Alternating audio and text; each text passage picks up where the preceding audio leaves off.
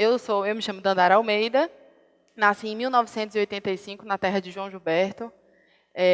Como não poderia deixar, sou apaixonada por bossa nova, tropicália, cultura nordestina, sou tirada bailarina também.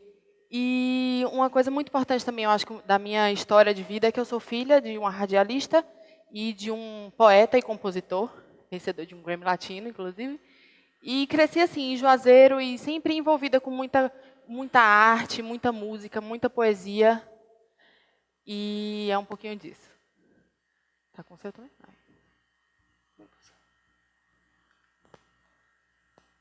Bom, eu sou Bruno Biano, eu sou natural lá de Feira de Santana e é, eu cresci em meio a querer coisas dentro da minha cidade que eu não encontrava.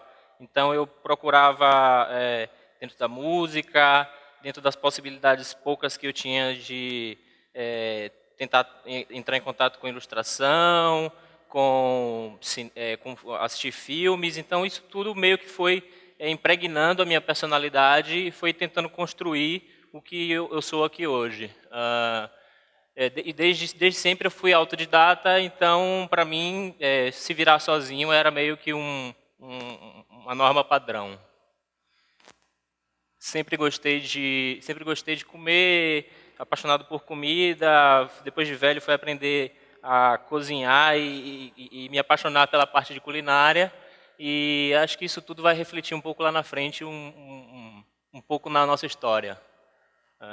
Bom, e quando a gente volta para aquela ideia, né, do título da matéria, que a gente tanto achou engraçado na época, a gente veio redescobrir agora o que era essa força do amor, né? Além de empresa formada por um casal e ter o amor entre os dois, mas existia uma outra terceira pessoa na história, né? Que é o amor a fazer o que se gosta. E era essa a nossa proposta desde o início. Então, por isso que hoje, quando a gente vê aquela matéria, a gente já encara esse amor, faz uma outra leitura daquele que por hora foi engraçadinho. Mas, enfim, como uma retrospectiva rápida, em 2008 foi um ano muito importante, que a gente participou de um evento, que é o maior evento de design da América Latina, que aconteceu em Mar del Plata. E foi um evento que é para de 5 a 7 mil pessoas, onde a gente pôde conhecer muita gente, tanto do Brasil quanto de fora, e ver diversas possibilidades e formatos de empresa dentro da área da gente, que serviu como muita inspiração. Tem um pouquinho do que E acho que a passou. partir desse evento, assim, ele meio que foi um tiro no cérebro da gente, assim, de fazer a gente acordar para a parte da área do design, do que a gente estava fazendo, quem era a gente no mundo, o que a gente queria. E a partir disso a gente abandona os trabalhos da gente, tudo que a gente vinha fazendo, e a gente começa a trabalhar em casa, sem pretensão nenhuma, apenas para trabalhar para a gente mesmo. A gente queria fazer o que a gente gostasse de fazer no E momento. não é folclore, foi exatamente no dia 2 de fevereiro que a gente começou. E o nome, inclusive, do nosso estúdio é AP303, porque é o número do apartamento que a gente mora até hoje. Então, era uma forma somente de assinar um trabalho que dialogava entre duas pessoas, né? Nesse momento, a gente começa a trabalhar bastante com a parte de design voltada para a ilustração, porque até então era o que a gente mais dominava na época, essa época de 2009. A gente começa a tentar experimentar algumas coisas, a gente faz um primeiro contato que a gente tem com a internet é personalizar um MySpace, que na época era uma coisa meio Para quem é da área de complicada, meio música e de difícil. internet, A sabe? gente recebia um tempo muito pedido de ilustração das editoras no Brasil, então isso com o tempo começou a fazer com que a gente se desenvolvesse nessa parte de ilustração, até então que a gente não tinha praticamente domínio nenhum. E aí a gente tem o primeiro contato com a parte de motion, com a parte de animação 2D, que foi para a TV Brasil, e era uma coisa que a gente não achou que ia conseguir no primeiro ano de vida da gente. A gente, no ano de 2010, a gente tem um primeiro projeto de internet da gente que ganha 3 prêmios internacionais e faz com que a gente se preocupe muito mais com tudo que a gente vinha querendo fazer, porque o alcance disso estava ficando sempre maior. Era um site Com a bem linguagem de... pesado, uma linguagem bem pesada, assim, que dava para a gente trabalhar com bastante explorando imagens. A gente, nessa época, a gente faz o primeiro trabalho de abertura de títulos para vídeo. a gente desenvolve uma tipografia, a convite de uma produtora, a gente se integra muito ao projeto, a gente desenvolve a tipografia animada, e aí em 2010 a gente passa por um processo de sair de casa e começar a trabalhar com a sede na rua, porque até então a gente está acostumado a lidar com tudo dentro de casa mesmo. Em 2011 a gente também passou por algumas outras experiências dentro de diversas áreas que a gente não tinha trabalhado anteriormente, mas que sempre foram motivos de estudo e de desejo da gente. Aqui foi a capa da revista Computer Arts, que foi citada no início, que a gente fez a ilustração e montou ela em papel. Foi uma experiência muito legal. E, na época, a capa dessa revista foi acho que um dos únicos estúdios ou artistas do Nordeste, Norte-Nordeste, que fez para essa revista. E aí diversas experiências, como fazer material promocional para cinema, utilizando outros recursos que não somente a fotografia. Na verdade, a gente queria sair um pouco do computador desse período de 2011. A gente queria também tentar extrapolar mais as nossas experiências e a gente começa a produzir cartazes para cinema que não utilizasse fotografia, fosse uma coisa mais manual, se a gente fosse uma coisa mais palpável, a gente se pegasse nas coisas. A gente começa a trabalhar com ilustração voltada para a moda, com essa parte bem complicada que até então a gente não dominava de jeito nenhum e a gente foi aprendendo. A gente tem um primeiro trabalho de stop motion, que é a parte de animação autoral da gente para um cliente de Salvador, que até então era um sonho a gente tentar produzir uma coisa para a gente, e a gente começa a fazer isso a partir de 2011. Também a gente tem de novo um pedido para a abertura de uns vídeos do Seu Jorge ao mais, e a gente cria a abertura desses vídeos.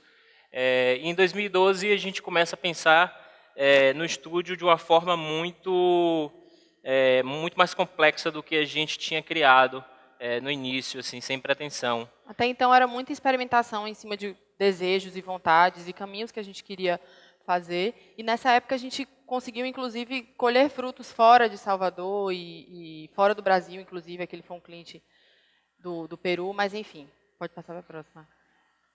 Vamos lá, chegando ao que interessa. Bom, Nova York.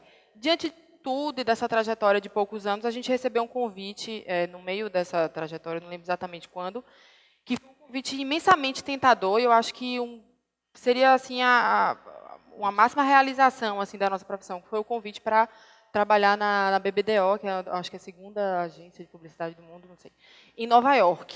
E a gente pensou na hora, foi tipo, recebeu um e-mail, faz a mala, vamos. Não, vamos ver, né? Vamos reavaliar tudo, ver se vale a pena. E aí, né?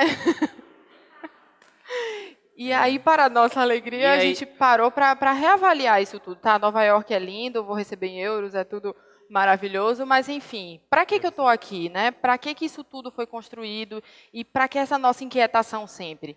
E aí... A gente passou por um processo realmente de descoberta da profissão, de quem era a gente, o que a gente estava fazendo nessa cidade. Será que realmente a gente tinha que ir embora daqui e tentar começar alguma coisa em outro lugar? E aí a gente volta um pouquinho para o que Frank falou, para o que Fernando falou, que eu fiquei assim eufórica com tudo que eles falavam, que é muito do que a gente queria trazer aqui para vocês.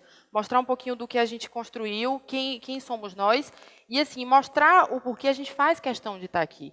Porque a gente faz questão de muitas vezes palestrar em diversos estados e dizer um estúdio de design de Salvador, sabe? E lembrar que fora essa questão cultural e a beleza da Bahia, que chega até a ser clichê, não é clichê. A gente que considera ela clichê no dia a dia. Ela é linda, ela é inspiradora, e era muito engraçado até que no comecinho do trabalho da gente, quando a gente saiu naquela primeira revista, tinha muitos trabalhos muito coloridos, e uns amigos da gente de São Paulo diziam, nossa, o trabalho de vocês é cores fortes, então a gente dizia, não enxergo isso.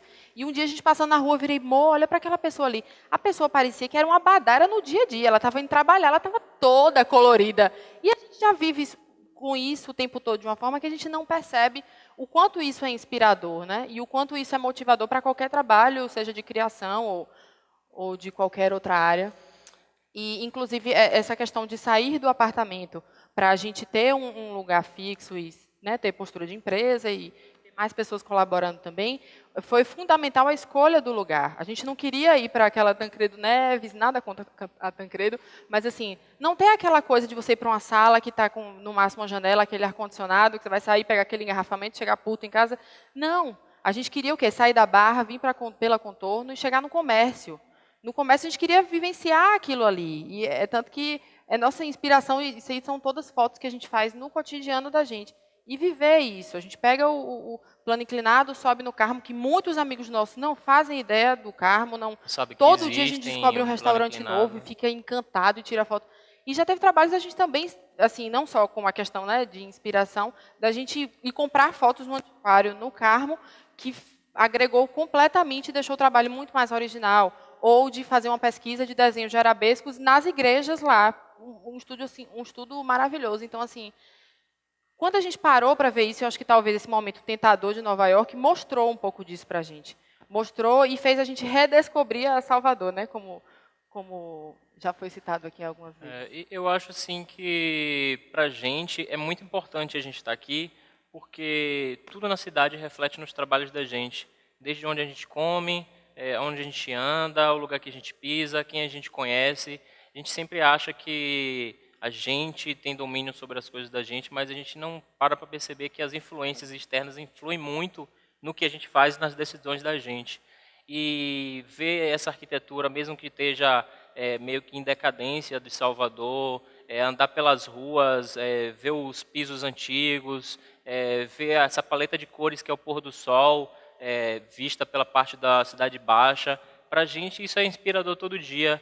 A gente não cansa de ficar colocando foto na internet e as pessoas às vezes ficam meio que, acho que talvez enjoadas de verem as fotos da gente. Mas é o que a gente sente de inspiração, é o que faz a gente sempre se renovar e descobrir coisas novas e tentar ultrapassar as barreiras que a gente tenha para fazer alguma coisa algum dia. E principalmente no mundo de hoje em dia, onde a gente tem acesso a tantas coisas, e especificamente falando da área de design ou comunicação, a gente tem aqueles mesmos sites e blogs que todo mundo vê a mesma coisa. São essas individualidades, são essas experiências de sua vida, com seu pai, com sua mãe, com o que você viu, com o que você cresceu vendo, que vai trazer esse diferencial. Então, a gente conseguiu, nesse momento, identificar, né, o porquê que, em alguns momentos, a gente tinha um destaque no nosso trabalho. E o quanto isso refletia no que estava sendo feito, né?